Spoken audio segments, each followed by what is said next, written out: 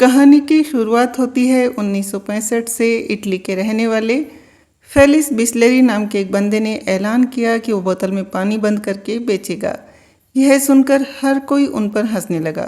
जहाँ पानी नलकों और नदियों में मुफ्त में मिलता हो, वहाँ अगर कोई इसे बेचने की बात करे तो हंसी आ ही जाएगी। जो हंसे वो भविष्य नहीं देख पाए थे, जिसे फेलिस ने भांप लिया था। बोतल बंद पानी का फ्यूचर जो फेलिस ने देखा था, उसे भारत के रमेश चौहान भी समझ गए थे। उन्होंने सिर्फ 4 लाख रुपए से फेलिस की बिस्लरी को खरीद लिया। रमेश चौहान में पानी से सोना बनाने की कला थी। 10 रुपए की बोतल में उन्होंने 7,000 करोड़ रुपए की कंपनी खड़ी कर दी।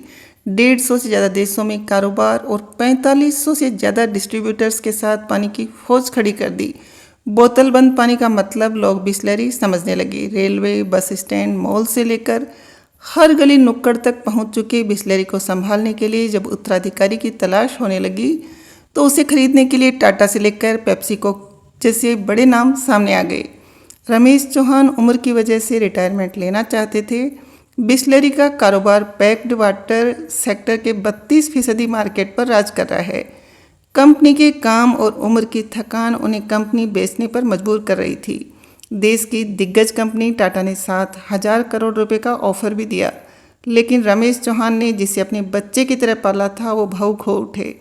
उन्होंने सोशल मीडिया पर एक पोस्ट लिखा कि उनकी कंपनी को संभालने के लिए उनके पास कोई उत्तराधिकारी नहीं है। इकलौती बेटी है जो बिजनेस में खास दिलचस्पी नहीं लेती, इसलिए वो इसे बेचने के लिए किसी ऐसे की तलाश में है जो इसका अपनों की तरह ख्याल रख सके। इस पोस्ट के बाद मीडिया में बिस्लरी को लेकर काफ़ी खबरें चली। लोग हैरान दिखे कि कैसे उनकी बेटी जयंती चौहान 7,000 करोड़ की कंपनी को छोड़ रही थी।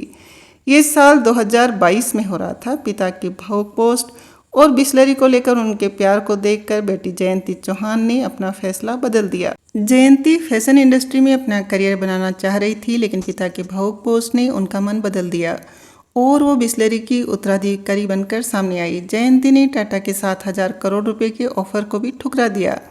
39 साल की जयंती चौहान उस कंपनी को संभाल रही है जिसका भारत में 32% मिनरल वाटर मार्केट पर राज है। बिस्लरी के पास देश भर में 122 प्लांट और 4500 से ज़्यादा डिस्ट्रीब्यूटर्स हैं। बूढ़े हो रहे पिता की मजबूरी बेटी को कारोबार की ओर खींच लाई। जो कभी बिस्लरी से दूर थी, अब वो फुल समय कारोबार को बढ़ाने में जुट गई।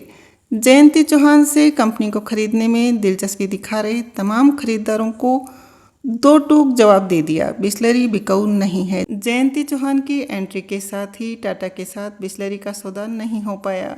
जयंती ने पिता की उत्तराधिकारी बनकर इस कंपनी के नेतृत्व का फैसला किया। भले ही शुरुआत में उनकी दिलचस्पी बिस्लरी में न हो, लेकिन जब उन्होंने कमान संभाली तो सीन बिल्कुल बदल दिया। साल 2022-23 में बिस्लरी का इंटरनेशनल रेवेन्यू 2300 करोड़ रुपए रहा।